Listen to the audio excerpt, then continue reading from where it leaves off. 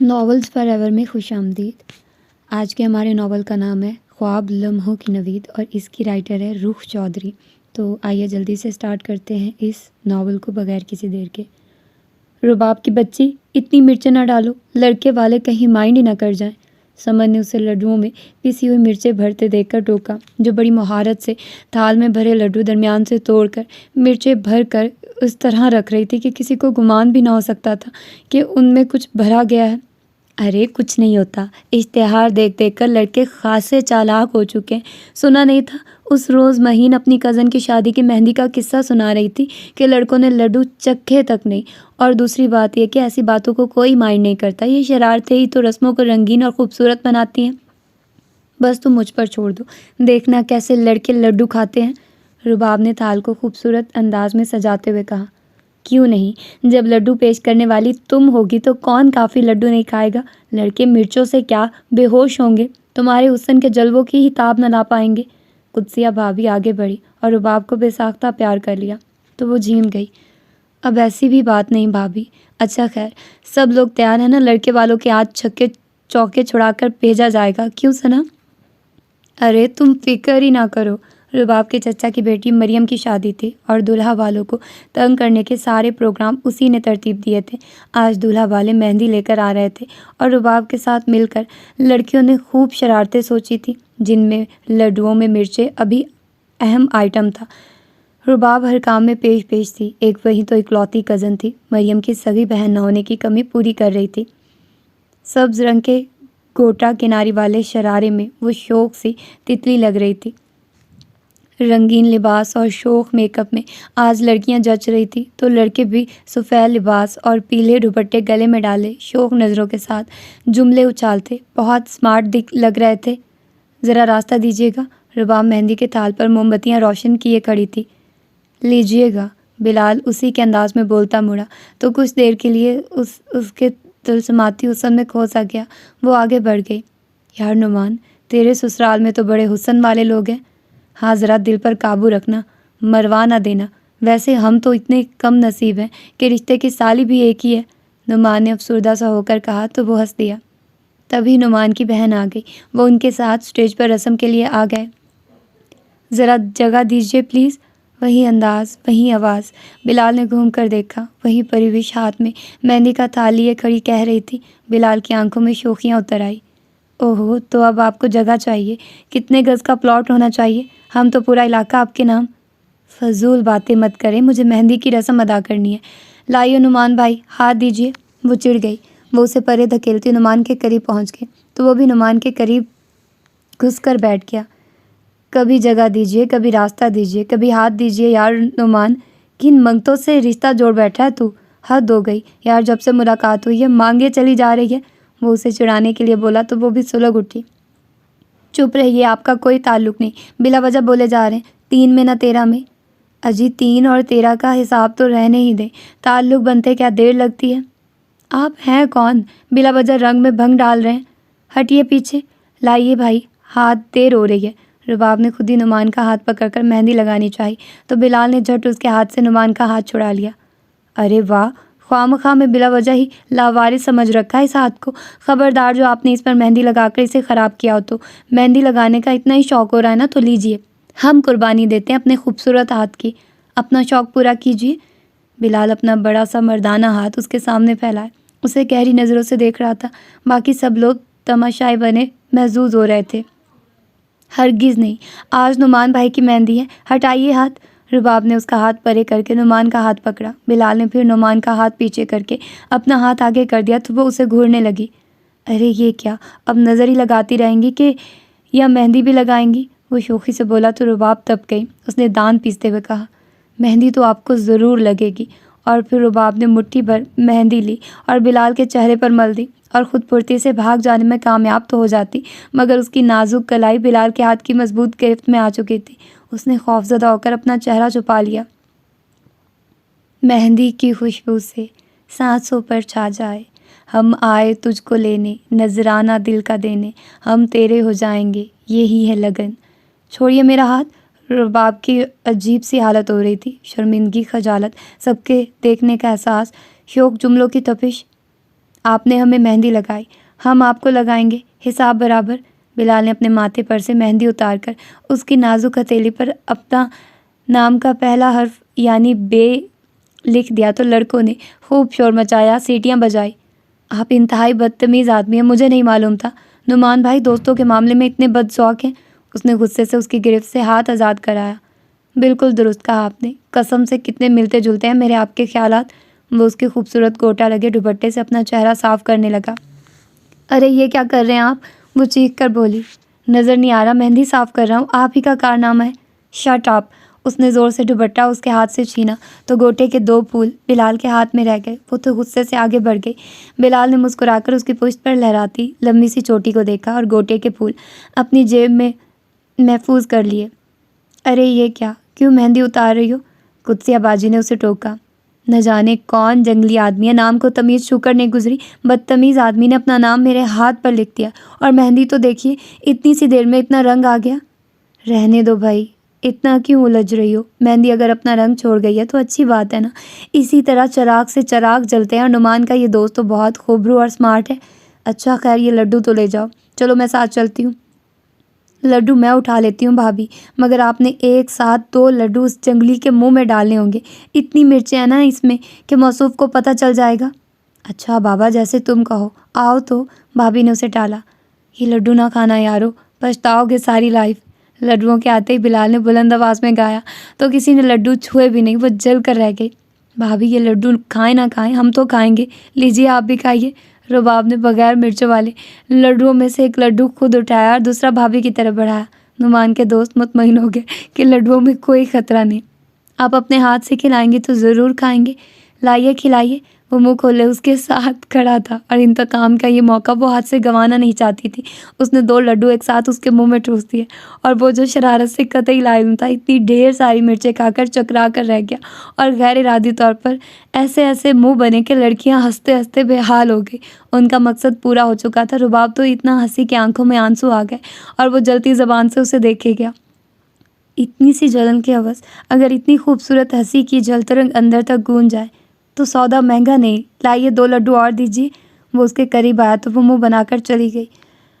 بلال نعمان کا بہت گہرا دوست تھا، ہر تقریب ہر رسم میں پیش تھا۔ بارات والے روز خوب جچ رہا تھا۔ رباب نے جھلملاتا ہوا لباس، سیاہ لباس زیب تن کر رکھا تھا اور خوب چمک رہی تھی۔ بہنوں والی ساری رسمیں اسے ہی ادا کرنی تھی۔ اس وقت بھی ہال کے استقبالیے پر دونوں طرف لڑکیاں ہار لیے کھڑی تھیں باراتیوں کے پہنانے کے لیے۔ سبھی باری باری آ رہے تھے اور پھر وہی ہوا جس سے وہ ڈر رہی تھی۔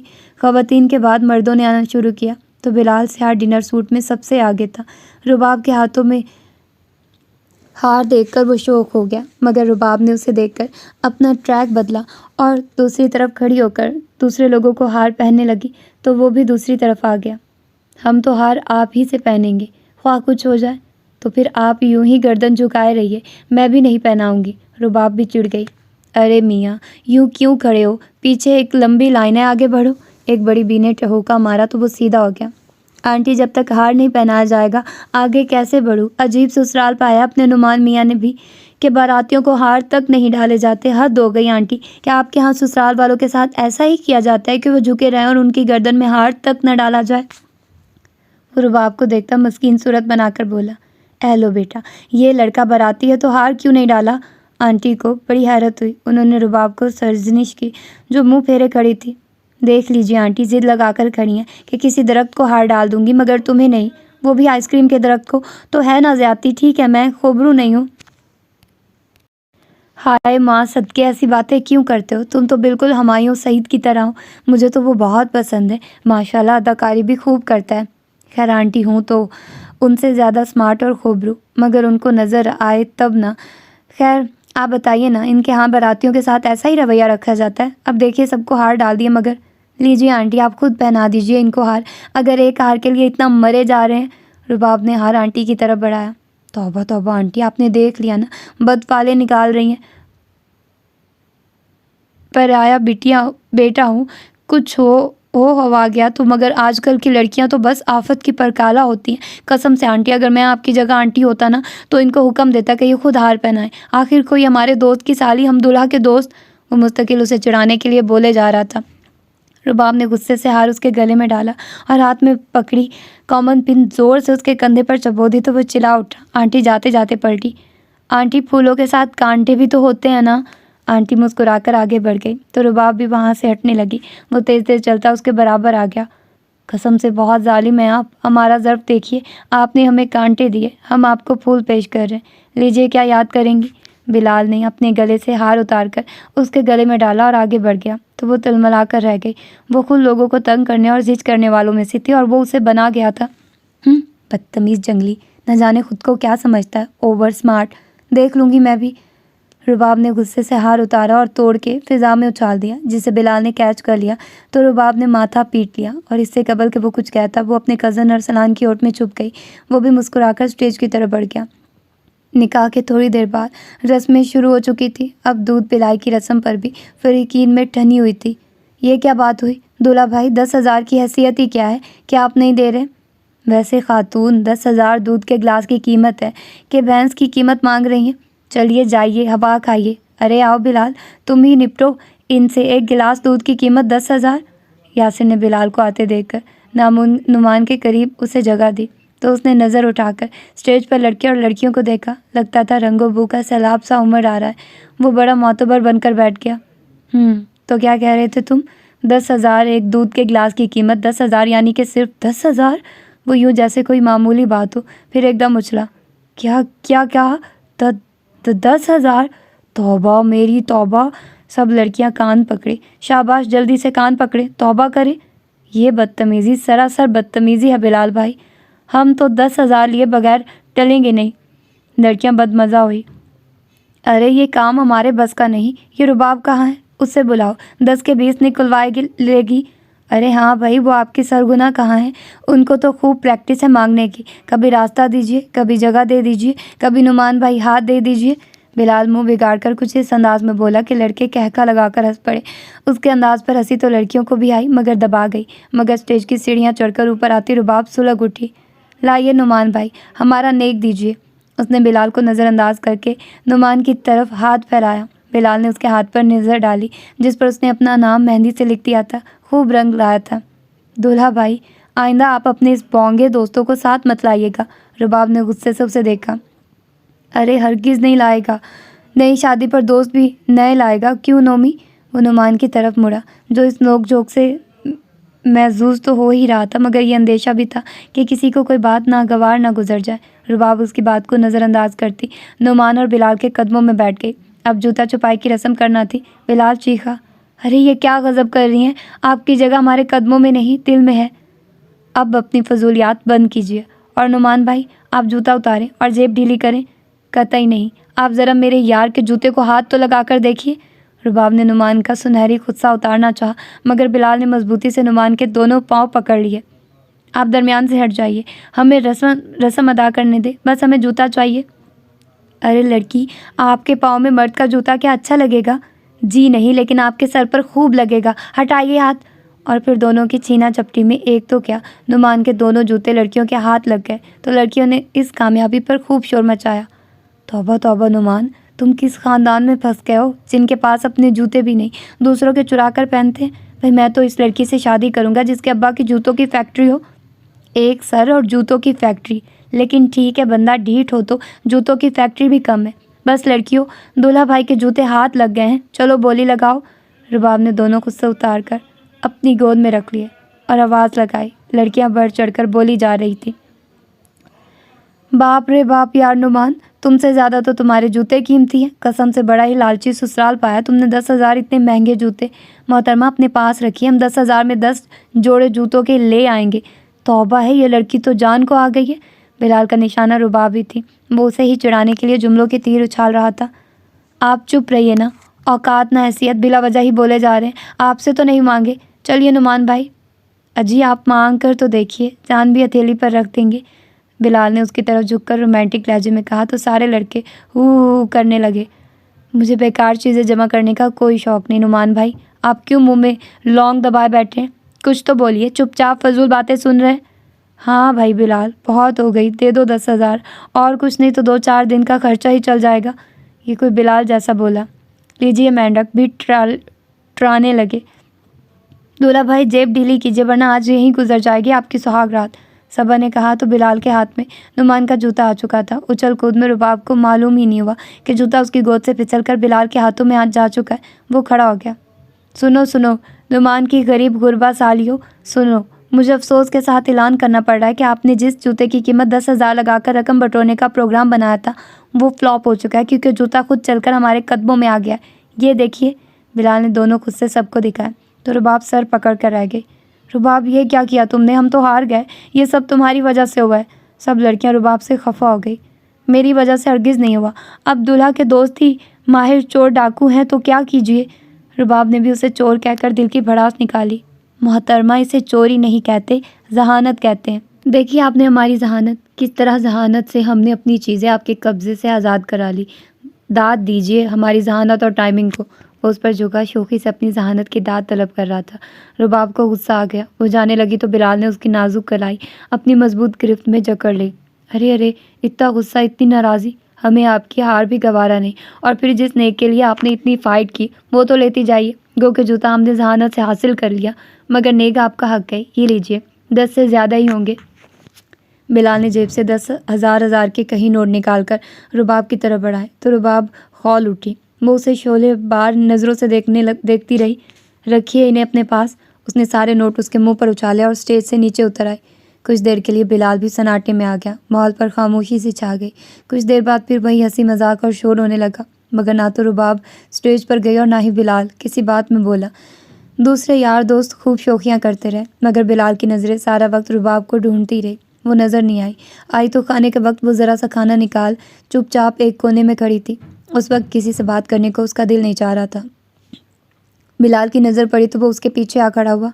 उफ तौबा, इतनी नाराज़ी देखिए मिस। गेम इज़ गेम, ऐसी बातों को दिल पर नहीं लिया करते। ये शौकियाँ, ये बातों की खनक ज़िंदगी को खूबसूरत बनाती है। अगर इसी तरह छोटी छोटी बातों पर आप खफा होने लगी तो ज़िंदगी किस तरह गुजरेगी। वो सरगोशी में कह रहा था। वो सुलग उठी। ये मेरी ज़िंदगी, आप कौन होते हैं मुझे मशवरे देने वाले? मुझे अच्छी तरह मालूम है कौन सी बातें ज़िंदगी को खूबसूरत बनाती हैं। वाकई आपको पता है? तो फिर हमें भी तो बताइए कि कौन सी बातें ज़िंदगी को खूबसूरत बनाती हैं। कसम से हमें तो कुछ भी मालूम नहीं, बच्चों के अंदाज में बोला तो वो आगे बढ़ गई। वैसे क्या आपको ख्वाब में नज़र आ गया था कि मैं ब्लैक कलर की ड्रेसिंग कर रहा हूँ, लिहाजा आप भी देखा? आपने इसको कहते हैं दिल से दिल को राह होना। वो उसके मुकाबिल खड़ा शौक़ी से उसे देख रहा था। जी नहीं, मैं इसे इंतहाई नाखुशगवार इत्तेफाक समझती हूँ। ज़्यादा इतराने या खुश फहमी में मुब्तला होने की ज़रूरत नहीं। उफ, इतनी नाराज़ी इतनी सी बात पर। चलिए हम अपने सारे अल्फाज वापस ले लेते हैं, अब तो दोस्ती कर लें। बिलाल ने बाकायदा हाथ आगे बढ़ाया तो वो फट पड़ी। मिस्टर फजूल, आप खुद को समझते क्या हैं? आप और आपकी फजूल बातें दीवाने की बड़ से ज़्यादा हैसियत नहीं रखती, समझे आप? तौबा है, किस कदर लड़ाका लड़की है, सर पकड़ कर रोएगा जिससे शादी होगी। वो सर पर हाथ रख कर बोला। यकीन रखिए वो आप नहीं होंगे। वो गुस्से से बोली। अजी किससे मालूम, लड़कों की किस्मत का क्या पता होता है, वालिदैन कहाँ फोड़ दें, क्या खबर हम ही सर पकड़े रो रहे हों। कहिए आमीन सुम्मा आमीन।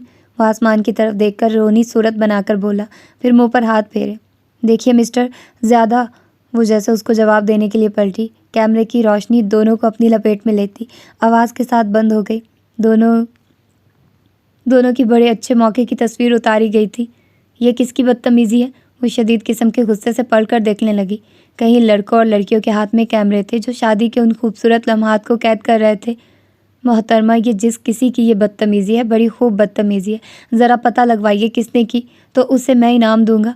वो मसनूई गुस्से का इजहार करके मुस्कुराया तो वो मुंह बनाती आगे बढ़ गई। अल्लाह मियाँ जी, ये दोनों सितारे ज़रूर मिला दीजिएगा, वरना आपका ये बंदा मर जाएगा। बिलाल ने कोट की अंदरूनी जेब से रुबाब के दुपट्टे के गोटे के फूल निकाले और आसमान की तरफ दुआ की। शादी के हंगामे ख़त्म हो चुके थे और नुमान की शादी बिलाल की ज़िंदगी की बेहतरीन शादी साबित हुई थी कि वो मोहब्बत जैसे जज्बे से वाकिफ़ हो गया था। रुबाब अपने तमाम तर अक्खड़पन के साथ उसकी पहली नज़र की मोहब्बत साबित हुई थी। वो शोख और खलंडरा ज़रूर था और लड़कियों से बहुत अच्छी दोस्ती भी रही थी, मगर एक जज्बा जिसे मोहब्बत कहा जाता था वो इस दर से आशना नहीं था। सितम ये कि उसे इसके बारे में कोशिश के बावजूद कुछ मालूम नहीं हो सका था सिवाय नाम के। नुमान से तो फिर बात ही ना हो सकी। वो वलीमे के 2 रोज़ बाद ही हनीमून के लिए अपने भाई के पास कनाडा चला गया, मगर बिलाल को तो किसी पल करार ही नहीं था। اب تو وہ نعمان کے واپس آنے کا منتظر تھا کہ وہ آئے اور رباب کے بارے میں کچھ معلوم ہو سکے۔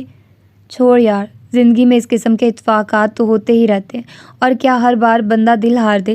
اور پھر کیا خبر محترمہ انگیجڈ ہو؟ تیرے منہ میں 7 چولہوں کی خاک، خبیث آدمی، شکل اچھی نہیں، بات تو اچھی کر لی ہوتی، تجھے اندازہ ہی نہیں، میں اس کی محبت میں اتنا آگے نکل آیا ہوں کہ واپسی ممکن نہیں۔ وہ بے خودی میں بولتا کہتا گیا تو تنویر چلایا، رک جاؤ میاں مجنوں، اگر آپ نے ایک قدم بھی آگے بڑھایا نا تو جناب گہرے کھڈے میں گر جائیں گے اور واپسی واقعی ناممکن ہو جائے گی۔ تنویر نے اسے پکڑ کر گھسیٹا تو وہ چونک پڑا۔ وہ چلتے چلتے واقعی ایک گہری کھائی کے قریب آ گئے تھے۔ دونوں خدا کا شکر ادا کرتے آ گئے۔ اب کیا ہوا؟ یہاں کیوں رک گئے ہو؟ بلال گاڑی کو شاپنگ سینٹر کے سامنے دیکھ کر چلایا، تمہیں جھومر ٹکا دلواؤں گا۔ گاؤدی شاپنگ کرنی ہے مجھے، کچھ ٹافیاں اور شرٹس خریدنی ہے۔ اتریے مریے مجنو کے نانا اور فریاد کے نواسے، اور یہ جو فٹے منہ بنا رکھا ہے سیدھا کر لیجئے، قسم سے بالکل ایسے ہی لگ رہا ہے جیسے کسی کو منہ چڑھا رہے ہو۔ وہ دیکھ کیسی کیسی پریاں اتاری ہیں اللہ نے زمین پر، تو دیکھ تو صحیح، اسے بھول جائے گا، خبردار جو اس کے بارے میں ایک لفظ بھی کہا تو۔ ارے دیکھ تو صحیح۔ پھر تنویر نے دونوں ہاتھوں سے پکڑ کر اس کا منہ ایک گفٹ شاپ کی طرف گھمایا تو جیسے بلال کی پلکیں جھپکنا بھول گئی ہوں، کیونکہ شاپ پر رباب ہی تھی، اپنی کسی دوست کے ساتھ کچھ خرید رہی تھی۔ سفید شلوار اور پرنٹڈ شرٹ، دوپٹے میں میک اپ سے آری چہرے پر کتنی معصومیت اور حسن تھا۔ وہ خوشی کے عجیب سے احساس کے ساتھ دیکھے گیا۔ ارے تنویر دیکھا، اگر جذبے صادق ہو تو منزل خود چل کر سامنے آ جاتی ہے۔ وہ رباب ہی ہے۔ وہ خوشی سے بے حال ہو رہا تھا۔ کیوں پٹنے اور پٹوانے کا ارادہ ہے؟ کوئی اور ہوگی، وہ یہاں کہاں؟ تنویر، اس عرصے میں نے اسے اتنا سوچا کہ آنکھیں بند کر کے بھی اسے پہچان لوں گا۔ تجھے یقین نہیں آ رہا نا؟ تو ابھی دیکھ لیتے ہیں۔ وہ اسے کھینچتے ہوئے بولا۔ رہنے دے، اس نے گھاس نہ ڈالی تو بلا وجہ شرمندہ ہوگا میرے اور اس لڑکی کے سامنے۔ ہاں، وہ مجھے گھاس نہیں ڈالے گی، اس لیے کہ اسے معلوم ہے میں گھاس نہیں کھاتا۔ اچھا چلو دیکھتے ہیں، یوں بھی تمہاری اصل خوراک اس کے پیروں میں، ویسے ہیل خاصی ہے، سوچ لو۔ تنویر نے اسے چھیڑا مگر بلال نے ایک نہ سنی۔ بھائی، اس بکے کی کیا قیمت ہوگی؟ وہ محض رباب کو متوجہ کرنے کے لیے ایک بڑے سے بکے کی طرف بڑھا اور دکاندار سے قیمت پوچھنے لگا، اور اس سے پہلے کہ وہ قیمت بتاتا وہ رباب کی طرف مڑا، چونکنے کی بھرپور ایکٹنگ کرتے ہوئے بولا، او ہیلو مس، السلام علیکم، لگتا ہے آپ کو کہیں دیکھا ہے۔ وہ جو اپنے بیگ سے پیسے نکال رہی تھی چونک کر مڑی تو تھوڑی سی دقت کے بعد وہ اسے پہچان گئی، مگر چونکہ اسے وابستہ یاد کچھ ایسی خوشگوار نہیں تھی کہ وہ گرم جوشی کا اظہار کرتی، نارمل سے انداز میں اسے دیکھ کر اپنے کام میں مصروف رہی۔ لڑکیوں سے لفٹ لینے یا تعارف حاصل کرنے کا خاصا بہت سیدھا طریقہ اپنایا آپ نے مسٹر۔ رباب کی لاتلکی دیکھ کر کرن نے بلال کو گھورا۔ ارے واہ، خاموش رہیے، ہم لفٹ دینے والوں میں سے ہیں، لینے والوں سے نہیں، اور آپ ہٹیے، مجھے یاد کرنے دیجیے، میں نے ان کو کہاں اور کب دیکھا ہے؟ وہ آنکھیں بند کر کے کنپٹی پر انگلی مارتا ہوا سوچنے اور یاد کرنے کی ایکٹنگ کرنے لگا۔ اوہ، یاد آ گیا۔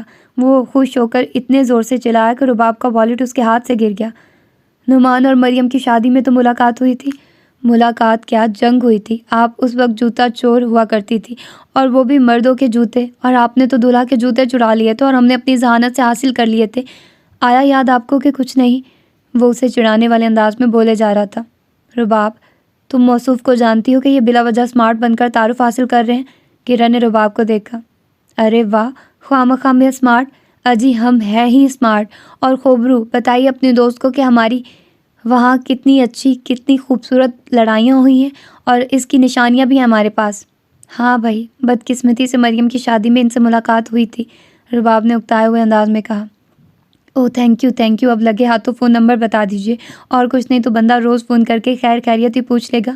وہ جیب سے نوٹ بک نکالے، پین دانتوں میں دبائے منتظر تھا۔ آپ ضرورت سے زیادہ فضول آدمی ہیں، بلا وجہ ہی لفٹ لینے کی فضول کوشش وہاں بھی کرتے رہے اور یہاں بھی، لیکن شاید آپ کو معلوم نہیں، اس قسم کے فضول لوگ مجھے قطعی پسند نہیں، جو زندگی کو یوں چٹکیوں میں اڑاتے ہیں۔ ذرا سی ملاقات کو آپ کیا سمجھ رہے ہیں؟ ہٹیے پیچھے۔ ہے واقعی؟ اور محترمہ، آپ یہ کھری کس کو سنا رہی ہیں؟ اور آپ ہیں کیا کہ میں آپ سے لفٹ مانگوں گا؟ لڑکیاں خود ہم سے لفٹ لینے کے چکروں میں رہتی ہیں، اور اتنی ڈھیروں باتیں سنانے کی ضرورت کیا تھی؟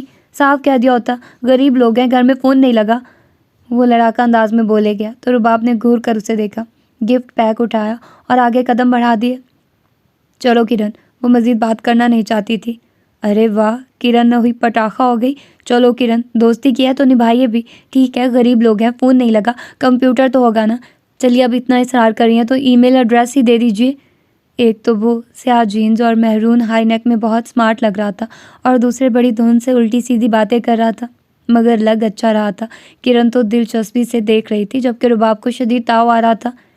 ویسے مسٹر، آپ خاصی پٹنے والی حرکتیں کر رہے ہیں، خاصی بد دماغ ہے یہ بھی. اجے یہ بھی کوئی بتانے والی بات ہے؟ ان کے تو ماتھے پر لکھا ہے یہ کتنی بد دماغ ہے. ویسے خاتون، آپ تو خاصی انسان سی لگتی ہیں، مگر دوستی کے معاملے میں خاصی بد ذوق سی ہیں. میں تو ایسی کھولتی ابلتی بیزار سی دوستی قطعی افورڈ نہیں کر سکتا. وہ دونوں گاڑی میں سامان رکھ رہی تھی جبکہ تنویر قدرے دور کھڑا سب دیکھ رہا تھا. رباب ڈرائیونگ سیٹ پر بیٹھ کر سٹارٹ کرنے لگی تو وہ پریشان سا ہو گیا. یہ اتفاقی ملاقات ختم ہو رہی تھی. وہ بوکھلا سا گیا. اس نے کتنی دعائیں کی تھی ایسی کسی ملاقات کے لیے. آئندہ ملاقات کب اور کہاں ہوگی؟ وہ کھڑکی میں جھکا پوچھ رہا تھا. جہنم میں، اس کی برداشت جواب دے گئی. وہ ہنس دیا. اچھا تو پھر ملاقات مشکل ہے کیونکہ ہمارا ویزا تو اللہ کے فضل و کرم سے جنت کا ہوگا، اس لیے خدا حافظ. وہ ہاتھ رکھ کے کھڑا ہی تھا کہ رباب نے تیزی سے گاڑی آگے بڑھا دی اور وہ اس گاڑی کی اڑتی دھول دیکھتا رہا کہ کوئی اتا پتہ بھی نہ مل سکا. وہ افسردہ سا وہیں کھڑا رہا. ارے صاحب، وہ بی بی چلی گئی؟ دکاندار ان سے پوچھ رہا تھا. ہاں یار، اسی لیے تو رو رہے ہیں کہ چلی گئی. ویسے آپ کو کیا کام تھا؟ بلال نے 15-16 لڑکے کو گھورا. مجھے کیا کام ہوگا جی، وہ ان کا والیٹ گرا تھا تو ان کا کارڈ کاؤنٹر کے نیچے چلا گیا تھا. جب میں کسی کام سے جھکا تو نکلا. یہ دیکھیے، انہی کی تصویر ہے نا. لڑکے نے رباب کا آئی ڈی کارڈ اس کی طرف بڑھایا تو وہ اچھل پڑا. وہ ایسے خوش ہوا گویا قارون کا خزانہ مل گیا ہو. اس نے اس کے ہاتھ سے گویا کارڈ چپٹ لیا. ارے یہ تو بہت اچھا ہوا یہ مل گیا. بیچاری اتنی پریشان ہو رہی تھی، دیکھا نہیں کتنی دیر تک مجھے ہدایت کرتی رہی کہ بلال صاحب پلیز میرا آئی ڈی کارڈ مل جائے تو پہنچا دیجیے گا. لاؤ. وہ تیزی سے بولا تو لڑکا اسے عجیب سی نظروں سے دیکھتا آگے بڑھ گیا تو تنویر اسے گھورنے لگا.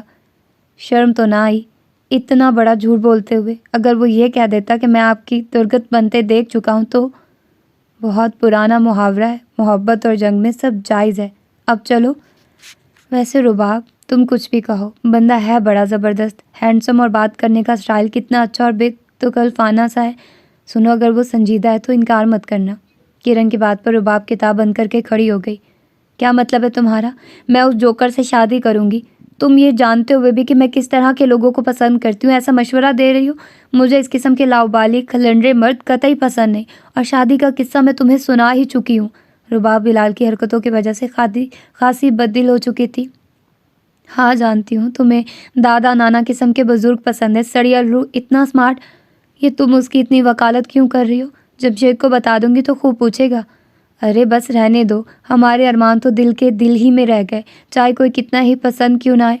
آپ کو شادی اپنے ہی خاندان میں کرنی ہے، خواہ جمشید جیسا خپتی پروفیسر ہی کیوں نہ ہو. میں اگر خاندانی روایات کے ہاتھوں مجبور نہ ہوتی تو اس جیسے بندے ہی سے شادی کرتی، چٹکلے سنتے زندگی گزر جاتی. مگر چھوڑو، کل ڈاکٹر شاہد کا لیکچر ہے، ڈونٹ مس اٹ. توبہ کرو، ان کا لیکچر مس کر کے مرنا ہے. اچھا اب چلو گی، امی پریشان ہو رہی ہوں گی. اچھا خدا حافظ. وہ بیگ شانے پر لٹکا کر اتر گئی. یار آج کل موسم کتنا خوبصورت اور عاشقانہ سا ہو رہا ہے، نہ کہ خواہ مخواہ کسی روٹھے کو منانے کا دل چاہ رہا ہے نا. وہ کھڑکی کے قریب کھڑا کتنی دیر سے رباب کے بارے میں سوچے جا رہا تھا، پھر شدت سے اس کا دل اسے دیکھنے کو چاہنے لگا. تو جاؤ اپنے روٹھے یار کو مناؤ، مجھے تو لگ رہی ہے ٹھنڈ، میں سو رہا ہوں. تنویر نے کمبل کی اچھی طرف بکل ماری اور بیڈ پر سے اٹھ کر آتش دان کے قریب پڑی ایزی چیئر پر آن بیٹھا تو وہ سلگ اٹھا. تو تم نہیں جاؤ گے؟ وہ کمر پر ہاتھ باندھ کر اس کے سر پر سوار تھا. نہیں قطعی نہیں. یار عجیب آدمی ہو، عشق تم فرما رہے ہو، میں کس حساب میں سزا بھگتوں؟ تنویر نے ٹکڑا توڑ جواب دیا. آپ انتہائی خودغرض، ذلیل اور گھٹیا آدمی ہیں، اور کمینوں کی تو اپر کلاس سے تعلق ہے آپ کا. اپنی بھول گئے؟ ارے گھٹیا آدمی، تمہاری خاطر تو میں نے اس لڑکی کے تھپڑ بھی کھا لیے تھے. بھائی یہ تمہاری بھوک کا تقاضا تھا، اس وقت تم بہت بھوکے تھے اور کچھ نہ ملا تو تھپڑ کھا لیے. اور یوں بھی نازنینوں کے تھپڑ جوتے تو آپ کی مرغوب غذا ہے. بکو مت، جگرا ہونا چاہیے دوست پر مر مٹنے کا. جا رہا ہوں میں. اچھا خدا حافظ. سنو، یہ میرا موبائل لیتے جاؤ، جس ہاسپٹل میں جاؤ گے وہاں سے فون کر دینا، ہمیں کفن دفن کے انتظامات بھی تو کرنے ہوں گے نا. تیرے منہ میں خاک. بلال آگے بڑھا اور ایش ٹرے تنویر کے منہ پر الٹ دی. وہ اسے کوستا گالیاں دیتا باتھ روم میں گھسا تو وہ اس کی بائک کی چابی لے کر بھاگ گیا. یہ واجد صاحب کا گھر ہے نا؟ وہ گیٹ پر کھڑا چوکیدار سے پوچھ رہا تھا۔ جی صاحب، آپ کون ہیں؟ آپ کا نام؟ چوکیدار ضروری معلومات حاصل کر رہا تھا۔ کون ہے کرمداد؟ بیگم واجد ہاتھ میں تسبیح لیے گلاب کے کنج کے عقب سے ظاہر ہوئی۔ السلام علیکم آنٹی، میرا نام بلال ہے۔ کیا یہ مریم بھابھی مسز نعمان کے چچا کا گھر ہے؟ وہ جس نے آئی ڈی کارڈ پر سب کچھ پڑھ لیا تھا اب کھڑا پوچھ رہا تھا۔ وعلیکم السلام بیٹا، جیتے رہو۔ آؤ، یہ مریم کے چچا ہی کا گھر ہے، آؤ اندر آ جاؤ۔ ان کے کہنے پر وہ اندر چلا آیا۔ لان کی خوبصورتی ہی سے اندازہ ہو رہا تھا کہ لوگ بڑے باذوق اور نفیس ہیں۔ آنٹی کے ہر سوال کا جواب دیتے ہوئے وہ کن اکھیوں سے اسی ستم گر کو تلاش کرتا رہا، مگر وہ جانے کہاں تھی۔ ویسے آنٹی، آپ مہمان نعمان کی شادی میں نظر نہیں آئی۔ وہ اپنے قیام کو اس کے آنے تک طویل سے طویل بناتے ہوئے بات سے بات نکال رہا تھا۔ ارے بیٹا، یہ جوڑوں کا درد مجھے ہلنے دے تب نہ، بس رباب ہی اپنے بابا کے ساتھ شادی میں شرکت کر سکی تھی۔ ویسے جب تم آئے نا تو مجھے لگا جیسے میں نے تمہیں کہیں دیکھا ہے۔ اب یاد آیا تم شادی کی تصویروں میں بہت نمایاں ہو، اسی لیے۔ اچھا آنٹی، تو کیا شادی کی تصویریں آ گئی؟ اگر ہو سکے تو مجھے دکھا دیجیے، کیونکہ نعمان سے پھر ملاقات ہوئی نہیں کہ تصویریں دیکھتے۔ وہ بہت ایکسائٹیڈ ہو گیا۔ ہاں بیٹا، کیوں نہیں؟ فضل جاؤ بیٹا، رباب باجی سے کہو مریم باجی کی شادی کی تصویریں دے دے۔ کیا مشکل ہے، کہاں کھو گیا یہ آئی ڈی کارڈ؟ اب فارم فل کرنا ہوگا۔ یا اللہ، کہاں تلاش کروں کارڈ؟ اس نے کمرہ چھان مارا تھا، مگر آئی ڈی کارڈ کہیں ہوتا تو ملتا۔ وہ باجی آپ سے تصویروں کا کہا تھا۔ اوپر سے فضل کا تصویروں کا مطالبہ وہ کھول گئی۔ او ہو، صبر کرو، دیتی ہوں۔ اب کون آ گیا، کس کو دکھانی ہے؟ ایک تو امی ہر آنے جانے والوں کو نہ جانے کیوں تصویریں دکھاتی رہتی ہیں۔ کہاں گئی اب تصویریں؟ ایک تو نہ جانے کون جن گھس آیا کہ کوئی چیز ٹھکانے پر نہیں مل رہی۔ یہ رہی، یہ لو۔ وہ پریشان بھی تھی، اکتائی ہوئی تھی۔ البم اسے دے کر پھر خود تلاش میں لگ گئی، اور باہر بلال بڑی بے چینی سے منتظر تھا۔ ادھر فضل تصویریں لے کر آیا، ادھر بیگم واجد کا فون آ گیا۔ اوکے بیٹا، تب تک تم تصویریں دیکھو، میں فون سن کر آتی ہوں۔ وہ اٹھ کر چلی گئی تو وہ بڑی دلچسپی اور بے قراری سے تصویریں دیکھنے لگا۔ ساری رسموں کی بڑی رنگین اور خوبصورت تصویریں تھیں۔ ولیمے میں وہ ابو کی طبیعت کی وجہ سے شریک نہیں ہو سکا تھا۔ ہر تصویر میں رباب نمایاں تھی۔ خود اس کی اپنی تصویریں بہت اچھی تھیں۔ پھر اس کی نظر اس تصویر پر ٹھہر گئی جو کسی نے شرارت سے ان دونوں کی اتاری تھی۔ اس میں دونوں بہت خوبصورت اور سمارٹ لگ رہے تھے۔ اس نے دائیں بائیں دیکھا اور تصویر اڑا لی۔ امی آپ کو پتہ ہے کہ وہ جو آئی ڈی شناختی کارڈ کا پوچھنے آئی تھی؟ بلال کو دیکھ کر حیرت اور غصہ اتنی شدت سے حاوی ہوا کہ وہ سارے مینرز بھول گئی۔ آپ یہاں آئے کیسے؟ وہ چلائی تو وہ اسے دیکھ کر کھل اٹھا۔ بائک سے؟ اس نے فطری شوخی سے بائک کی چابی اچھال کر کیچ کی۔ یوں تو اللہ کے فضل سے میرے پاس دو گاڑیاں ہیں، مگر لڑکیاں کہتی ہیں آپ بائک چلاتے ہوئے بہت اسمارٹ لگتے ہیں، بالکل ہمایوں سعید کی طرح۔ یوں بھی میری شکل اور style Humayun Saeed. Shut up! آپ اپنے اوچھے ہتھ کنڈوں سے باز آ جائیے۔ میں آپ کو نعمان بھائی سے تعلق کو کسی بھی انداز میں استعمال کرنے کی اجازت نہیں دوں گی۔ وہ دھاڑی۔ جی ہاں، جیسے میں تو ہاتھ باندھے آپ سے اجازت کی بھیک مانگ رہا ہوں نا۔ ارے آپ ہیں کن ہواؤں میں؟ خود کو سمجھتی کیا ہے؟ ڈیمی مور ہو؟ منہ نہ متھا، جن پہاڑو لتا، شکل دیکھیے کبھی آئینے میں؟ وہ غصے میں آیا تو بے تکان بولے چلا گیا۔ وہ اس کے انداز سے مغلوب تو ہوئی، مگر اہمیت نہیں دی۔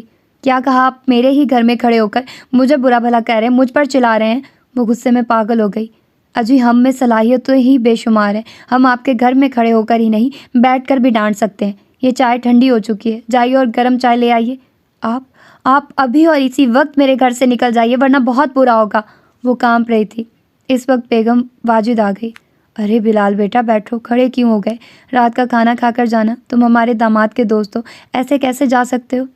ارے نہیں آنٹی، آپ کی ملازمہ تو گھر سے نکل جانے کا حکم دے رہی ہے۔ میں بھی سوچ رہا تھا آپ کتنی مینریبل خاتون ہے، مگر ملازم تو بالکل ہی پیدل ہے۔ وہ جلدی پر پھر تیل ڈال گیا۔ ملازم؟ ارے بیٹا، یہ میری سب سے پیاری بیٹی ہے، اور میری بیٹی ہاؤس جاب کر رہی ہے، ڈاکٹر ہے۔ میری گڑیا۔ مسز واجد ممتا بھری نظروں سے رباب کو دیکھنے لگی۔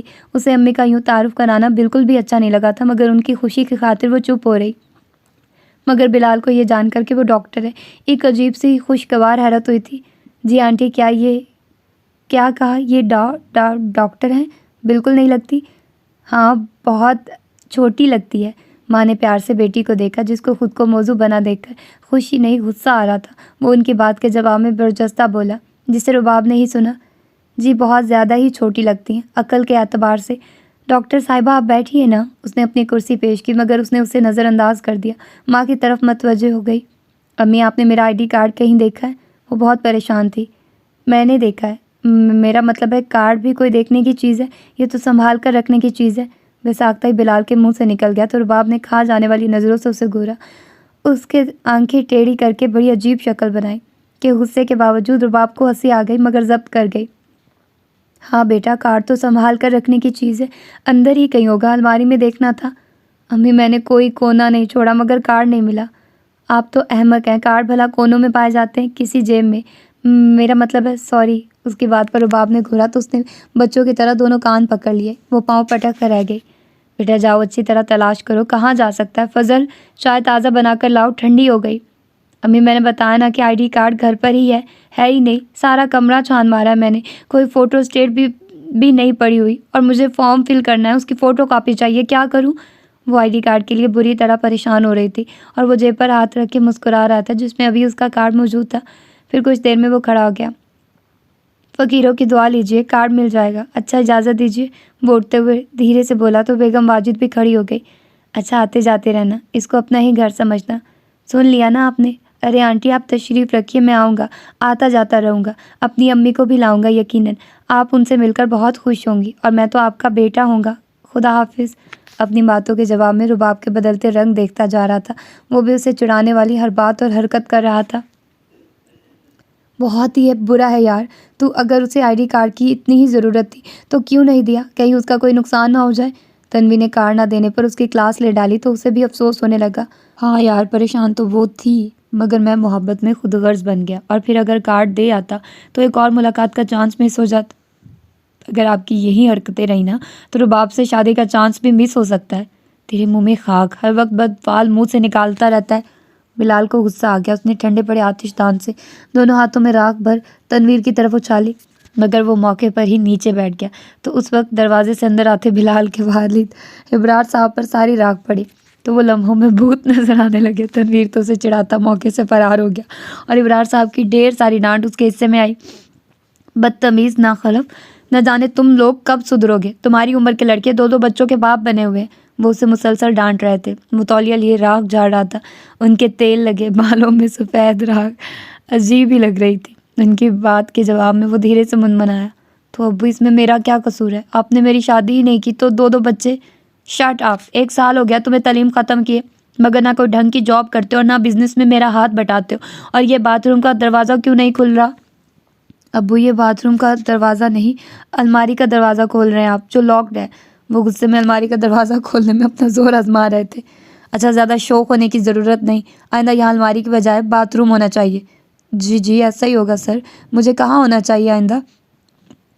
وہ فرما برداری سے پوچھ رہا تھا۔ الماری میں۔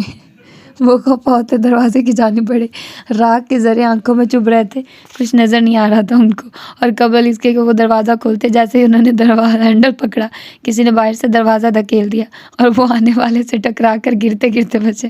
بلال جلدی سے آگے بڑھا۔ ابو آپ تو میرا قصور نہیں تھا نا؟ نہیں، تمہارے باپ کا قصور تھا نا ہنجار، ہٹو پیچھے۔ ابو خفا سے چلے گئے اور وہ سر تھام کر رہ گیا۔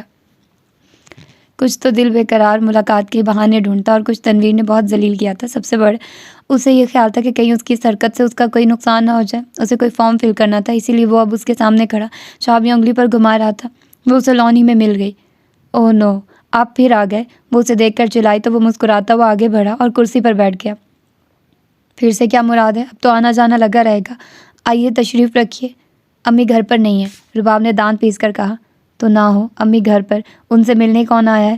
وہ مزے سے چوئنگم چبا رہا تھا، دوسری کرسی پر ٹانگیں جمائے، نیلی جینس اور نیلی ہی ٹی شرٹ میں اسمارٹ لگ رہا تھا مگر رباب کو زہر لگ رہا تھا۔ تو پھر آپ دیواروں سے ملنے آئے ہیں؟ وہ لفظ چبا چبا کر بولی تو وہ ہنس دیا۔ دیکھ لیجیے، ہم تو آپ کو نہیں دیکھ رہے، آپ خود ہی خود کو دیوار کہہ رہی ہیں۔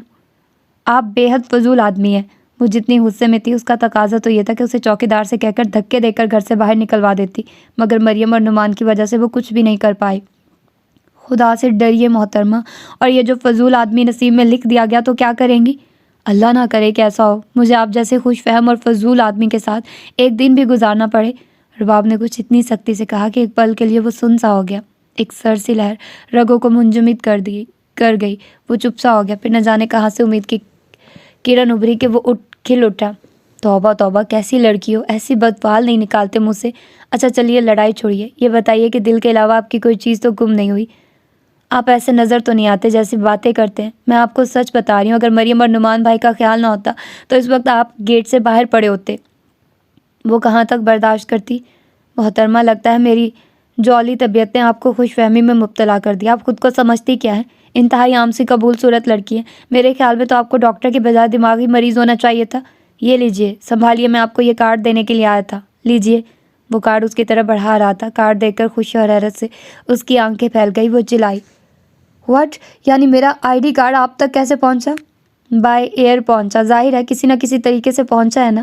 اس روز آپ کا جب والیٹ گر گیا تھا تو ساری چیزیں اور کاغذات گر گئے تھے، اور یہ کارڈ دکان کے کاؤنٹر کے نیچے چلا گیا تھا۔ آپ کے جانے کے بعد اس نے مجھے یہ کارڈ دے دیا کہ بھائی آپ ہی تو شریف آدمی لگتے ہیں، یہ کارڈ محترمہ تک پہنچا دیجیے، اور خدا کا شکر ادا کیجیے کہ یہ کارڈ مجھ جیسے قابل، شریف اور خوبرو بندے کے ہاتھ لگا تو آج چھین رہی ہیں۔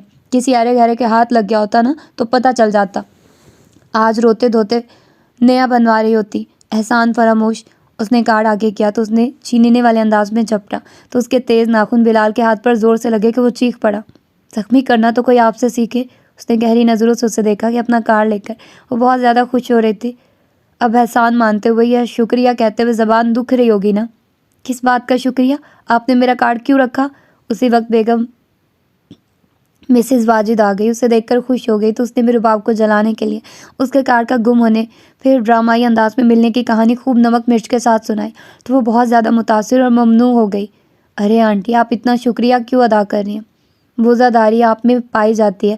آج کل کے لوگوں کو کتنا ہی بڑا احسان کر دو، نہ احسان مندی، نہ مروت، نہ شکریہ۔ وہ اسے سناتے ہوئے کھڑا ہو گیا اور آنٹی کی دعائیں لے کر لوٹ آیا۔ بلال خود بھی بہت اچھا لڑکا تھا، اور کچھ نعمان نے اس کی فیملی اور اس کی اتنی تعریف کی کہ مسز واجد اسے رباب کے لیے پسند کرنے لگی۔ بلال کے گھر والوں سے دوستی بھی ہو گئی۔ رباب کی ساری فیملی بلال کو پسند کرتی تھی، مگر رباب کو وہ قطعی پسند نہیں آیا تھا۔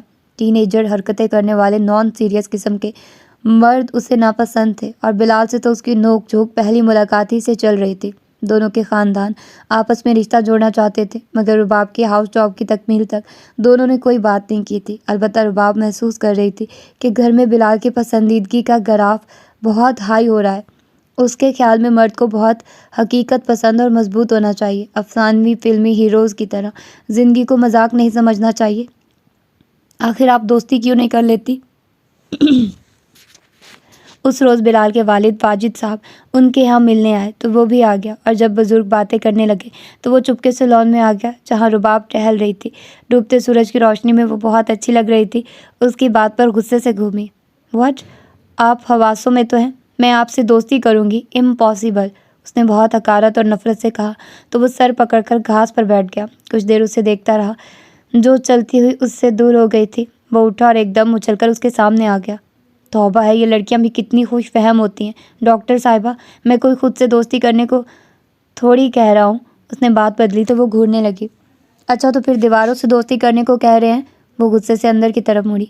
میرا مطلب ہے آپ زندگی سے دوستی کیجیے، ان تتلیوں سے، ان پھولوں سے جو زندگی کو خوبصورت اور خوشگوار بناتے ہیں۔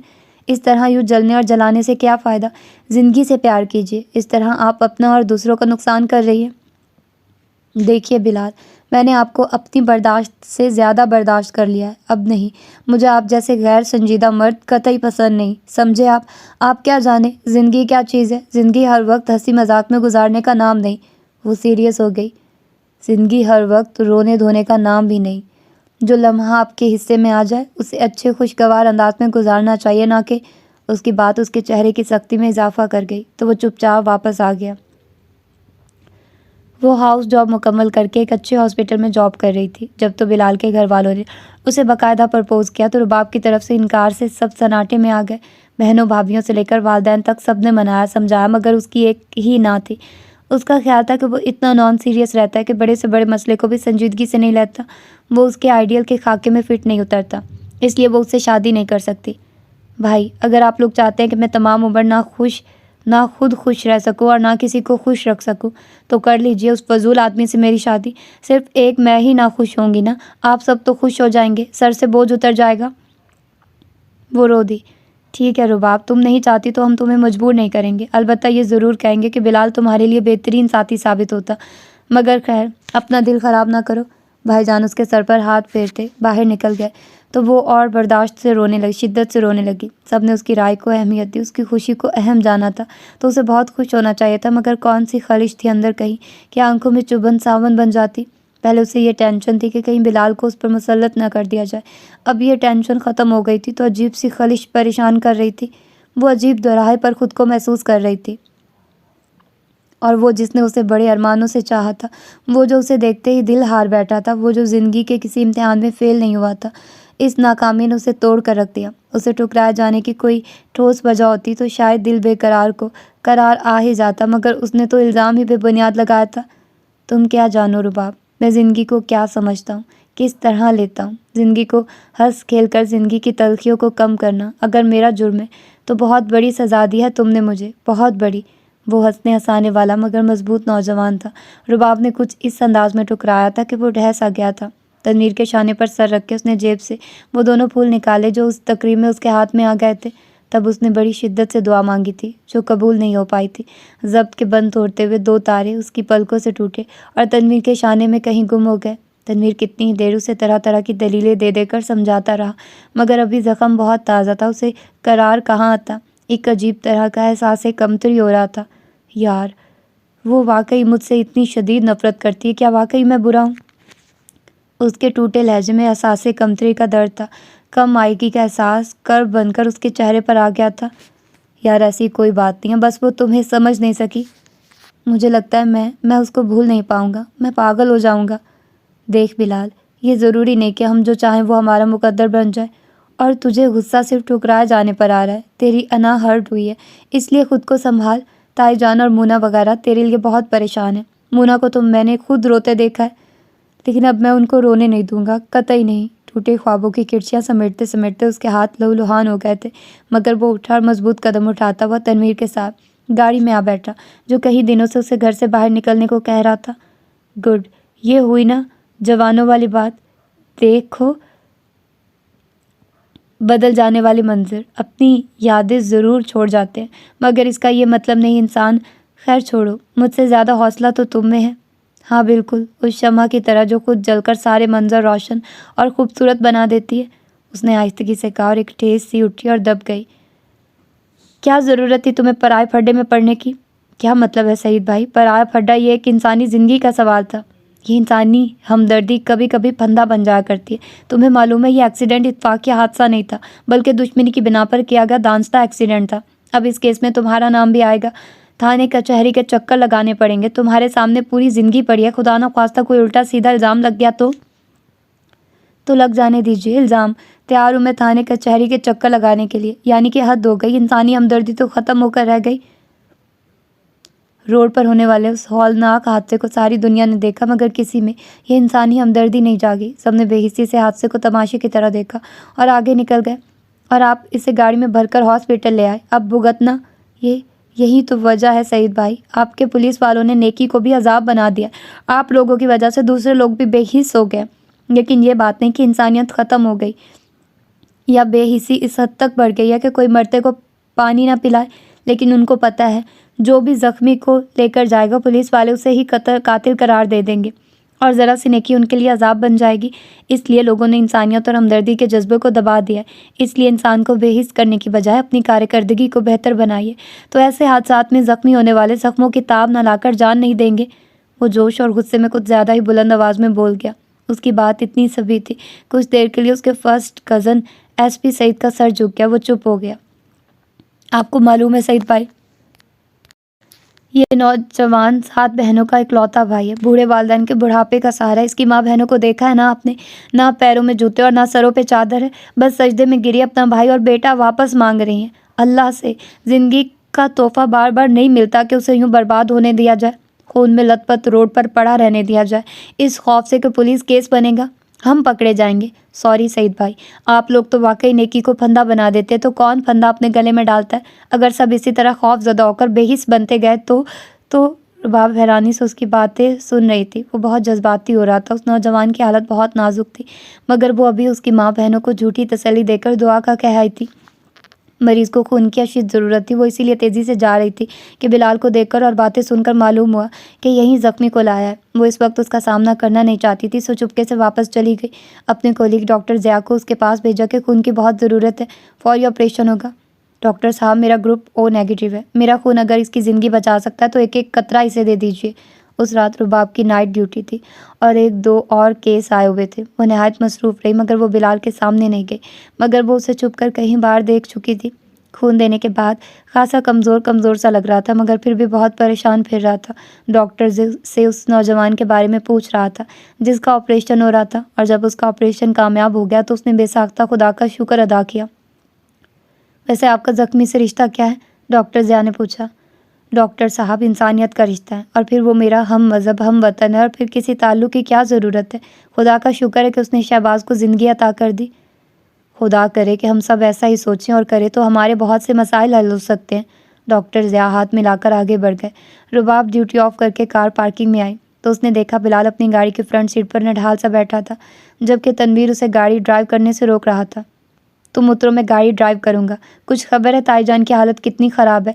तुम्हारी वजह से कुछ हटो, चलो हटो, मैं ड्राइव करता हूँ। यार, मैं अम्मी को बार बार फ़ोन करता रहा हूँ। वो थका थका सा बाहर निकला। रुबाब ने देखा वो काफ़ी कमज़ोर और नढाल लग रहा था, चूँकि वो सामने ही थी और करीब ही, इसलिए पुश्त करके खड़ी हो गई। अपनी बातों में मसरूफ़ उन दोनों ने भी उस पर तवज्जो नहीं थी। तुम्हें मालूम है बिलाल, रुबाब इसी हॉस्पिटल में है। तनवीर की उस बात पर रुबाब की धड़कनें न जाने क्यों तेज़ हो गई कि बिलाल जाने क्या जवाब दे। वो तो जाहिर है उससे बहुत खफा था। उसने धड़कते दिल के साथ सुना। वो बड़े गमगीन लहजे में कह रहा था, हाँ, देखता रहा हूँ तमाम रात। यार, वो लड़की तो वैसे बहुत जालिम है, मगर डॉक्टर बड़ी अच्छी है। इतनी तवज्जो और प्यार से मरीज़ों से पेश आ रही थी कि मुझे तो हैरत हो रही थी कि ये वही रुबाब है जो मुझसे नफ़रत करती है, धाड़ती है। वो धीरे धीरे कहता हुआ गाड़ी में बैठ गया और अपनी जगह पर सुन सी खड़ी वो सोच कर रह गई कि उसे याद नहीं पड़ता था कि वो भूले से भी उसके सामने गई हो। फिर उसने उसका ये मुख्तलिफ रूप कहाँ देख लिया। अपने बारे में उसकी अच्छी राय सुनकर न जाने क्यों एक अजीब तरह का एहसास हो रहा था। खुशी हो रही थी जिससे वो कोई नाम न दे सकी। और ख़ुद बिलाल का भी ये रूप तो बिल्कुल नया और ख़ूबसूरत था। कितना मुख्तलिफ! वो तो उसको लापरवाह, खलंडरा, मनचला सा नौजवान समझती थी जो ज़िंदगी को कभी संजीदा नहीं ले सकता था, मगर वो तो बहुत मुख्तलिफ था। अंदर से कितना परेशान था। एक अनजान अजनबी शख्स की ज़िंदगी भी उसे कितनी प्यारी थी कि उसने अपनी जान की भी परवाह नहीं की थी। वो जब से आई मुसलसल बिलाल के बारे में सोच रही थी। मरियम और नुमान की शादी के सारे सीन और फिर इसके घर आने के सीन, उसकी बातें सब नज़रों में घूम रही थी। वो जो उसके प्रपोज़ल को ठुकरा कर अजीब सी कैफियत में मुब्तला थी। न जाने उसे वाकई बिलाल का ख्याल था या उन सब लोगों का जो ये चाहते थे कि ये रिश्ता हो जाए, मगर खुद वो अपने सोच के नगर में कहीं भी बिलाल को नहीं पाती थी। हत्ता कि उसने कभी उसके बारे में सोचा तक नहीं था। जब वो शख्स उसे पसंद ही नहीं तो उसके बारे में सोचना फजूल था। लेकिन अब ऐसा क्या हो गया था कि वो मुसलसल उसे ही सोच रही थी, तो उसे अजीब सा लग रहा था। लेकिन ऐसा भी तो हो सकता है कि बिलाल को चूँकि मालूम था कि मैं इसी हॉस्पिटल में हूँ, तो कहीं उसने मुझे ही इम्प्रेस करने के लिए ये। रोशनी के उस सफ़र में अचानक तारीख मोड़ आ गया। वो उलझ सी गई। ये वहम उसके दिमाग से चिपक कर रह गया कि कहीं ये सब बिलाल ने उसे दिखाने के लिए तो नहीं किया और उसने बिलाल के साथ शादी से इनकार करके अच्छा किया। यह बुरा इस कैफियत से वो कभी भी छुटकारा हासिल नहीं कर पाई। ढेर सारा वक्त उसी तरह गुजर गया। बिलाल ने खुद को अपनी माँ और बहनों की खुशी की खातिर बिल्कुल बदल कर रख दिया। उसकी माँ को उसके कह के अजीज़ थे। वो अब पहले से ज़्यादा हंसने मुस्कुराने लगा था, मगर सिवाय तनवीर के उसकी हंसी के पीछे छुपे कर्ब को ये लोग नहीं जानते थे। दूसरी तरफ रुबाब के बहुत प्रपोजल आ रहे थे, मगर वो कोई फ़ैसला न कर पाती तो इनकार कर देती, तो सब लोग उलझ पड़ते। आखिर तुम चाहती क्या हो? हर अच्छे लड़के रिश्ते से इनकार अच्छा नहीं होता। एक वक्त पर रिश्ते आते हैं और ये वक्त गुजर जाए तो रिश्तों का इंतज़ार करना पड़ता है। वक्त मज़ीद आगे बढ़ जाए तो इसे वक्त और हालात हुआ कैसे ही क्यों ना कंप्रोमाइज़ करना पड़ता है। और कंप्रोमाइज़ वो रास्ता है जो मुकम्मल खुशी की तरफ नहीं जाता। उस समय वक्त तुम्हारे हाथ में है, फिर तुम वक्त के हाथ में होगी। कामरान बहुत अच्छा लड़का है और सबको पसंद है, अम्मी अब्बू को भी पसंद है, इसलिए प्लीज़ तुम। भाभी कितनी देर तक उसे समझाती रही। हकीकत पर मबनी उनकी बातें वो समझ रही थी, मगर जाने क्या बात थी कि वो कोई भी फ़ैसला नहीं कर पा रही थी। फिर सबके मजबूर करने पर और बहुत सी बातें सोचकर उसने हाँ तो कर दी, मगर वो शिद्दतों से रो दी। हालांकि रोने की वजह खुद उसकी समझ में नहीं आई थी। वो खुद समझ नहीं पा रही थी कि ये बेकली क्यों है, वो पुरसकून क्यों नहीं हो जाती, और वजह भी समझ में नहीं आ रही थी। میں تنگ آ گئی ہوں اس بے چینی سے، بے قراری سے، وجہ سمجھ میں نہیں آتی کرن۔ تمہاری یہ بے چینی بے قراری بے سبب نہیں ہے، اب وجہ کو تم تسلیم نہ کرو تو اور بات ہے۔ تم یہ بات کیوں نہیں مان لیتی کہ تم بلال کو چاہتی ہو، پسند کرتی ہو، مگر محض اپنی جھوٹی انا کی خاطر مسلسل انکار کر رہی ہو، تم اسے ٹھکرا کر پچھتا رہی ہو، یہ ہے تمہاری بے چینی کی وجہ بس۔ نہیں نہیں نہیں، ایسا نہیں ہے، تم کیوں اس شخص کو میرے حواسوں پر مسلط کرنا چاہتی ہو؟ وہ چیخ کر بولی تو کرن کھڑی ہو گئی، اسے پانی کا گلاس دیا جو بری طرح گہرے گہرے سانس لے کر کرن سے زیادہ خود کو یقین دلا رہی تھی کہ وہ بلال کو نہیں چاہتی۔ رباب اسے ٹھکرا چکی تھی اور اس کی واپسی کی کوئی امید بھی نہیں۔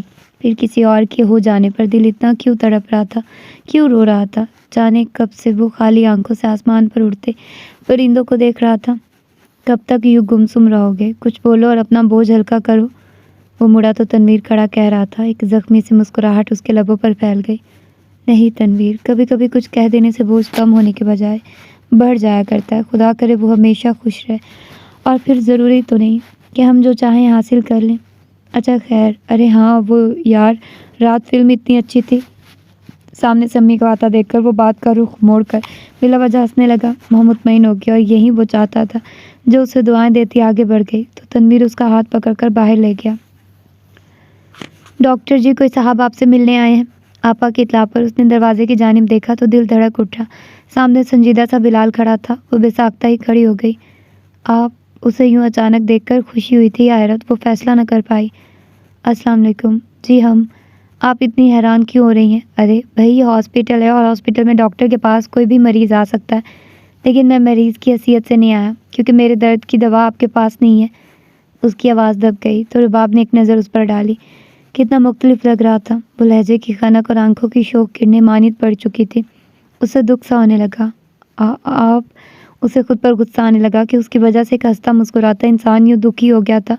اندر ایک ملال کی لہر سی اٹھی تو اس نے آہستگی سے پکارا۔ نہ جانے وہ کیا کہنے جا رہی تھی کہ وہ درمیان ہی میں بولا، جی جانتا ہوں فضول آدمی ہوں، شکر کیجئے مجھ جیسے فضول آدمی سے شادی نہیں ہو رہی، ورنہ تمام عمر خیر۔ وہ رک کر اس کو دیکھنے لگا، کتنی عزیز تھی یہ اکھڑ لڑکی اسے۔ ارے بھائی، پریشان کیوں ہو رہی ہیں آپ؟ میں تو آپ کو خوشخبری دینے آیا ہوں کہ میں ملک سے باہر جا رہا ہوں، اس نے اچانک کہا تو رباب کا دل زور سے دھڑکا۔ اچھا پھر؟ اس نے خود پر قابو پاتے ہوئے دھیرے سے کہا اور باہر دیکھنے لگی۔ اس کی اس بے نیازی پر وہ بجھ سا گیا، لیکن اس کے اندر کی کیفیت کو وہ سمجھ نہ سکا۔ پھر یہ کہ زندگی کا کوئی بھروسہ تو ہوتا نہیں، اس لیے سوچا جاتے جاتے آپ کی امانت آپ کو لوٹاتا جاؤں۔ امانت؟ کیسی امانت؟ وہ جو ہر بات سے بے خبر تھی چونک کر اسے دیکھنے لگی۔ جی امانت ہی تو ہے، شوخی میں جانے کیوں آپ کے آنچل سے 2 پھول چرائے تھے اور اللہ تعالیٰ سے دعا کی تھی کہ کسی خوبصورت موقع پر آپ کو پیش کروں گا، مگر جب خدا ہی نہ چاہے تو میں کیا کر سکتا ہوں، بے بس سا بندہ ہوں۔ یہ لیجئے، ہو سکے تو کامران صاحب کو دے دیجئے کہ آپ کے آنچل پر دوبارہ سے یہ ستارے ٹانگ دے۔ اس غمگین لہجے میں اس کے الفاظ اس کے دل میں ترازو ہوتے گئے۔ اس نے آنکھوں میں اترتی دھند میں اس کے چوڑے ہاتھ پر گوٹے کے 2 پھول دیکھے تو اسے وہ وقت یاد آ گیا، رسم کے دوران جب اس کے ہاتھ میں آنچل آ گیا تھا تو پھول اس کے آنچل سے نکل کر اس کے ہاتھ میں رہ گئے تھے۔ اسے کتنا غصہ آیا تھا اور آج اس یاد نے درد بھر دیا تھا دل میں۔ ایسے کیا دیکھ رہے ہیں؟ ہم اتنے بھی برے اور فضول نہیں تھے جتنا آپ نے جانا سمجھا۔ چلے پھر کہا سنا معاف کر دیجیے گا، خدا حافظ۔ وہ لہجے کو قابو کرتے ہوئے تیزی سے باہر نکل گیا۔ وہ ابھی مردانگی کا بھرم کھونا نہیں چاہتا تھا، مگر وہ تو ساکت نظروں سے ہلتے پردے کی لہروں میں ڈولتی ہوئی اپنے ہاتھ پر اس کے ہاتھ کا لمس محسوس کر رہی تھی، جس کو پکڑ کر اس نے پھول اس کے ہاتھ پر رکھے تھے، اور پھر آنکھوں میں اترتی دھند اتنی گہری ہو گئی کہ سب کچھ گڑبڑ ہو گیا اور نہ چاہتے ہوئے بھی وہ شدتوں سے رو دی۔ اس کے جانے کا دکھ تھا یا ہمیشہ کے لیے زندگی سے نکل جانے کا، یا صرف اس کے ہرٹ ہونے کا ملال آنسو بن گیا تھا؟ کیا وجہ تھی کہ وہ یوں اس کے لیے رو رہی تھی؟ اس کی سمجھ میں نہیں آ رہا تھا کہ جب وہ اسے چاہتی ہی نہیں تھی تو اس کے زندگی میں رہنے یا نکل جانے سے کیا فرق پڑتا تھا؟ مان لو کہ تمہیں بلال سے محبت ہے، کرن کا ایک بار کہا ہوا یہ جملہ ایک بار پھر سماعتوں سے ٹکرایا تو وہ چیخ اٹھی۔ ہاں ہاں، محبت ہے مجھے بلال سے، شاید اس محبت سے زیادہ جو وہ مجھ سے کرتا رہا ہے۔ ہاں، مجھے اس سے محبت ہے۔ آج تنہائی میں اس نے خود سے اس حقیقت کا اعتراف کر لیا تو جیسے پرسکون ہو گئی۔ اسے لگا جیسے اس کی تلاش کو منزل مل گئی ہو، اس کی بے قراری کو بے وجہ کا قرار آ گیا تھا۔ اس رات جب کہ مری کا موسم بہت سرد تھا، بارش نے ٹھنڈ میں مزید اضافہ کر دیا تھا۔ آتش دان کے قریب بیٹھ کر صرف بلال کو سوچنا کتنا اچھا لگ رہا تھا۔ اس سے وابستہ وہ یادیں جو کوفت کا باعث تھی، آج ان کو سوچنا کتنا اچھا لگ رہا تھا۔ لیجیے، میں نے اس پر اپنا نام لکھ دیا ہے، اب یہ ہاتھ کسی اور کا ہو ہی نہیں سکتا۔ بلال کی شوق سرگوشی پر اس نے اپنے دائیں ہاتھ کو دیکھا جس پر بلال نے مہندی سے بے لکھ دیا تھا۔ وہ دھیرے سے مسکراتے ہوئے سوچے گی تو ایک دم نظر بائیں ہاتھ کی انگلی میں کامران کی انگوٹھی پر گئی تھی۔ وہ جو اس حقیقت کو قطعی بھول چکی تھی، ایک دم چونک کر سن سی ہو گئی۔ ایک دم سے سناٹے اترنے لگے تو کرن کی ایک اور بات گونج گئی۔ عزت اور محبت اللہ کی نعمت ہے۔ جب انسان نعمت کی قدر نہیں کرتا تو نعمت اس سے چھن جاتی ہے، اور نعمت چھن جانے کے بعد انسان پچھتاتا ہے۔ اور تم بھی بلال کی محبت گوا کر بہت پچھتاؤ گی رباب۔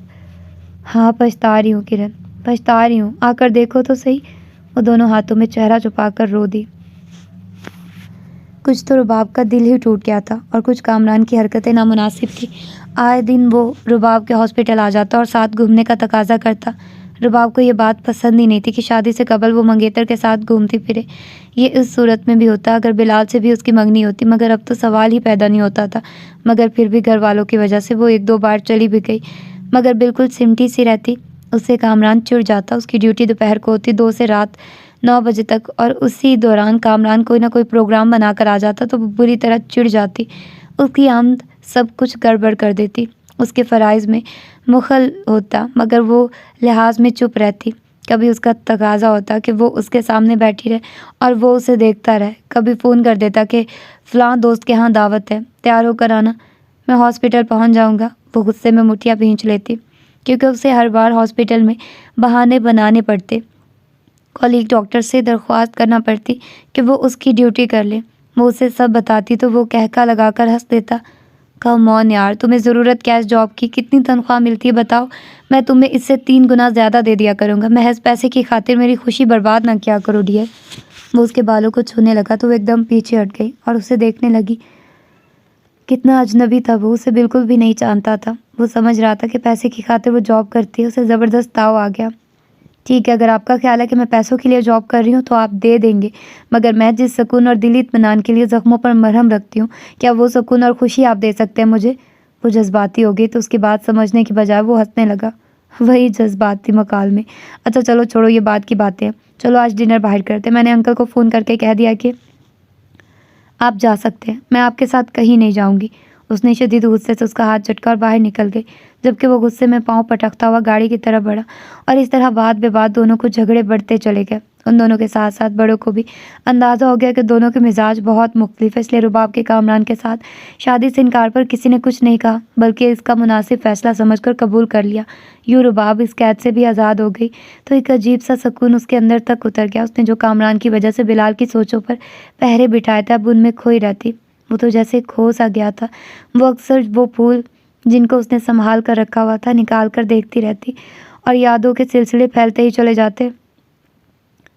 ڈاکٹر رباب، بات یہ ہے کہ میں بہت ضروری کام سے جا رہا ہوں، تو آپ کو میری غیر حاضری میں ہاسپٹل دیکھنا ہے، اور اہم بات جس کے لیے میں نے آپ کو بلایا وہ یہ کہ آج ایک صاحب آئیں گے، ان کا نام مصطفیٰ ہے۔ وہ بہت اچھے انسان ہیں، وہ ہمارے ساتھ مل کر مستحق لوگوں کے لیے کام کرنا چاہتے ہیں۔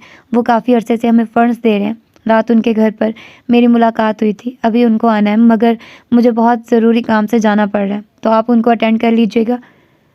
ڈاکٹر ہارون نے اسے ساری تفصیلات دی تو وہ ان سے انکار بھی نہ کر سکی، حالانکہ آج نہ جانے کیوں اس کا دل بہت بوجھل اور اداس سا تھا اور وہ گھر جانا چاہ رہی تھی۔ اوکے سر، میں دیکھ لوں گی، آپ فکر نہ کریں۔ ڈاکٹر ہارون چلے گئے تو وہ اپنی کرسی پر آنکھیں موند کر بیٹھ گئی اور آنے والے کا انتظار کرنے لگی۔ جانے کتنی ساعتیں دبے پاؤں گزر گئی تھی، اسے پتہ بھی نہیں چلا۔ کھلے دروازے پر آنے والے نے انگلی سے ہلکے سے دستک دی تو چونکی۔ میں اندر آ سکتا ہوں ڈاکٹر صاحبہ؟ وہ ایک دم کھڑی ہو گئی اور بے یقینی سے سامنے کھڑے بلال کو دیکھنے لگی۔ چند سال پہلے کا شوخ خلنڈرا نوجوان بہت سنجیدہ پروقار روپ میں اس کے سامنے کھڑا اسے دیکھ رہا تھا۔ آپ وہ اپنی حیرت اور خوشی پر قابو نہ پا سکی۔ جی، اب فضول نہیں بلکہ کارآمد ہو گیا ہوں۔ ویسے حیرت ہے، آپ نے مجھے پہچان کیسے لیا؟ اس کے لہجے میں ہلکا سے شکوہ تھا۔ اب وہ اسے کیا بتاتی کہ تمہاری محبت تو خود میری پہچان بن چکی ہے، مگر وہ ضبط کر گئی۔ کسی کو بھول جانے کے لیے یہ عرصہ تو بہت کم ہے، اور پھر اتنا تو آپ نے مجھے تنگ کیا ہے کہ چلیے اب تو پیچھا چھوٹ گیا نا آپ کا. خیر یہ سلسلہ تو اب ختم ہی ہو چکا ہے. اس نے شاکی سی نظر رباب پر ڈالی. سادہ سے لباس میں کتنی پیاری لگ رہی تھی. جی نہیں, کچھ سلسلے تو دراز ہی ہوتے چلے جاتے ہیں. خیر آپ کیا پئیں گے؟ ابھی ہمارے یہاں ایک مصطفیٰ صاحب آنے والے ہیں. وہ آہستگی سے بولی. اچھا, او ہو, آپ کے مہمان آنے والے ہیں. چلیے ہماری تو خیر ہے. یوں ہی بار بار راہوں میں آ جانے والے پتھر کو ٹھوکر مار کر ہٹانا تو آپ کو خوب آتا ہے. میں چلتا ہوں. وہ ایک دم ہی اٹھ کر دروازے کی جانب بڑھا تو وہ پچھتانے لگی کہ بلا وجہ ہی اس کا موڈ خراب کر دیا. جب مصطفیٰ آتا تو دیکھا جاتا, وہ اس سے مل لیتی, مگر اب تیر کمان سے نکل چکا تھا. وہ پریشان ہو گئی. دیکھیے بلال صاحب, وہ اصل میں مصطفیٰ صاحب بہت ہی اچھے انسان ہیں اور اس کی کچھ سمجھ میں نہیں آ رہا تھا کہ اسے کس طرح روکے اور مصطفیٰ کی اہمیت کا بتائے. جی میں جانتا ہوں مصطفیٰ صاحب یقیناً بہت اچھے انسان ہوں گے. ایک برے تو ہم ہی ہیں, اس لیے چلتا ہوں. وہ سنجیدگی سے بولا تو وہ روحان سی ہو گئی. دیکھیے آپ سمجھنے کی کوشش, میرا یہ مطلب تو نہیں تھا کہ آپ اٹھ کر چل ہی دے. خیر آپ کے مطلب تو میں خوب اچھی طرح سمجھتا ہوں, اسی لیے تو جا رہا ہوں. وہ دروازے کی طرف بڑھا. وہ وہیں کھڑی. اب کیا کر سکتی تھی, بار بار اس سے غلطی کیوں ہو جاتی ہے. وہ یہی سوچ رہی تھی کہ وہ مڑا. ویسے ڈاکٹر صاحبہ, وہ مصطفیٰ صاحب میں ہی ہوں. میرا پورا نام بلال مصطفیٰ ہے. بلال نے گویا دھماکہ کیا تو وہ سر پکڑ کر بیٹھ گئی. یہ شخص سیدھی بات کیوں نہیں کرتا؟ اس سے پہلے کہ وہ کچھ کہتی وہ جا چکا تھا. دیکھو رباب, قسمت بار بار دروازے پر دستک نہیں دیتی. تمہیں معلوم ہے اس بار تم آگے بڑھو گی. اس نے صرف تمہاری خاطر شادی نہ کرنے کا فیصلہ کر رکھا. کرن کو اس نے بتایا تو وہ کافی دیر تک اسے سمجھاتی رہی اور وہ دھڑکتے دل کے ساتھ سنتی رہی. بلال کا آنا جانا شروع ہو گیا تھا. وہ بہت لگن سے کام کر رہا تھا. ڈاکٹر ہارون تو اس سے بہت متاثر تھے. اس روز کرن نے پلاننگ کے تحت دونوں کو اپنے گھر بلایا. بلال آیا تو ڈاکٹر ہارون موجود نہیں تھے. وہ رباب کے پاس آ گیا. آپ سمجھتی ہوں گی کہ یہ شخص تو مسلط ہو کر رہ گیا. وہ ڈاکٹر ہارون, آپ ہر بات خود سے کیوں طے کر لیتے ہیں؟ اور یوں بھی اچھا ہی ہوا آپ آ گئے. میرے پاس آپ کی ایک امانت رکھی ہے, لے جائیے. پھر اس نے اپنے بیگ سے وہیں 2 پھول نکالے اور اس کی طرف بڑھائے تو وہ چونک کر اسے دیکھنے لگا. رباب نے بہت سوچا تھا کہ وہ کس طرح سے بات کرے یا معذرت کرے. اس وقت اپنی ہتھیلی پر 2 پھول رکھ کے کھڑی تھی اور بلال کا دل چاہا کہ ابھی اسے دل میں چھپا لے, مگر جتنا وہ تڑپا تھا اس کی ذرا سی سزا تو اسے ملنی چاہیے تھی. ارے بی بی, میں گوٹے کے ان ستاروں کا کیا کروں گا؟ اب دوپٹہ تو میں اوڑھتا نہیں کہ ان پر ٹانگ لیتا. آپ ان کو رکھ لیجیے اور اپنے دوپٹے پر. اس نے تو کرن کے کہنے پر ایسا کیا, ورنہ تو وہ یہ سب پسند ہی نہیں کرتی تھی. وہ اپنے دل کے ہاتھوں اتنی مجبور بھی نہیں تھی. خود آگے بڑھتی. وہ تو ایک طرح سے ازالہ کر رہی تھی اپنی غلطی کا, مگر بلال کی بات پر وہ سن ہو کر رہ گئے. چہرہ تپ کر سرخ ہو گیا, آنکھوں میں سیلاب آ گیا. اس نے غصے میں 2 پھول بلال کے منہ پر مارے اور باہر جانے کے لیے آگے بڑھی, مگر بلال نے اسی وقت اس کی کلائی تھام لی. یہی میں چاہتا تھا. میں نے تمہارے جس انداز سے, جس وقار سے محبت کی ہے, میں نہیں چاہتا تھا کہ تم اس سے نیچے آؤ. قسم سے بہت چاہے تمہیں, مگر یہ نہیں چاہا کہ تم اپنے خوبصورت انداز بدلو. محترمہ, شاید یہ بات آپ کے لیے خوشی کا باعث ہو کہ کرن اور تنویر نے مجھ سے رابطہ رکھا اور مجھے ہر بات کا علم ہے. وہ اور بھی بہت کچھ کہہ رہا تھا اور اسے غصہ آ رہا تھا. جھوٹ بولتی ہے کرن. اس نے ہاتھ چھڑانا چاہا مگر اس کی گرفت مضبوط تھی. کتنا اچھا اور خوبصورت جھوٹ ہے کہ نثار ہونے کو دل چاہتا ہے. دیکھا آپ نے جذبے شادی کو, دعاؤں میں شدت ہو تو اللہ تعالیٰ ستارے ضرور ملا دیتا ہے. بلال نے ستارے اس کے ہاتھ پر دوبارہ رکھے اور جیب سے انگوٹھی نکال کر اسے پہنا دی تو وہ اسے دیکھنے لگی. محترمہ, دونوں طرف کی مشترکہ اجازت کے بعد یہ قدم اٹھا رہا ہوں اور آپ کی رضامندی کی اب ہمیں ضرورت نہیں, کیونکہ یہ تو ہمیں معلوم ہو گیا کہ محترمہ ہم پر مرتی ہیں. ارے آپ کا ڈھیروں لڑکیاں مرتی ہیں. وہ اپنے پرانے رنگ میں لوٹ آیا. زیادہ اترائیے مت. اس کے چہرے پر کئی رنگ بکھر گئے. چلیے نہیں اتراتے. سہاگ کی مہندی میں تو وقت لگے گا, پہلے تو عید کی مہندی لگائیے. کہا تھا نا, اب یہ ہاتھ کسی اور کا ہو ہی نہیں سکتا. عید مبارک. بلال نے پھر مہندی سے اس کے ہاتھ پر اپنا نام لکھ دیا تو حیا کے سارے رنگ اس کے چہرے پر پھیل گئے. تو یہ تھا آج کا ناول. ہوپفلی کہ آپ لوگوں کو پسند آیا ہوگا. اچھا تھا, خوبصورت تھا. ہوپفلی کہ آپ لوگوں کو بھی اچھا لگا ہوگا. تو پھر ملتے ہیں کسی اور اچھے سے ناول کے ساتھ. اپنا ڈھیر سارا خیال رکھیے گا. اللہ حافظ.